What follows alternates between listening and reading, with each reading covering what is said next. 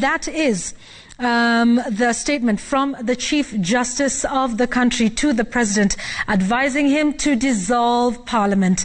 This is all to do with the implementation or lack thereof of legislation for the two-thirds gender rule. In this 10-page letter, he has listed the various attempts by Parliament as well as those who have taken the issue to court. He's talked about the 6 petitions which state, and I quote, 9 years, 4 court orders, Parliament has failed, refused and or neglected to enact requisite legislation, and therefore they were telling the CJ to dissolve Parliament. Now let me read you the last part of it here, where he actually makes that declaration to the President. He says, and I quote, "On the material placed before me, it is incontestable that Parliament has not complied with the High Court order, and as such for over 9 years, Parliament has not enacted the legislation required to implement the two-thirds gender rule, which, as the Court of Appeal observed, is clear testimony of Parliament's lackadaisical attitude and conduct in this manner."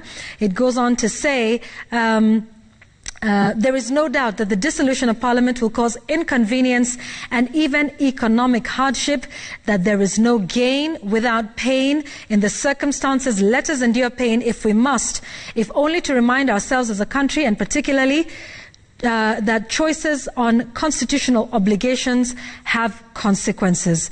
He finishes off with this. "In the result, Your Excellency, it is my constitutional duty to advise you, the President of the Republic of Kenya, which I hereby do, to dissolve Parliament in accordance with Article 261, subsection 7, and it is dated today." And that is all to do with the failure of Parliament, particularly this administration since 2013, to enact laws that would implement the two-thirds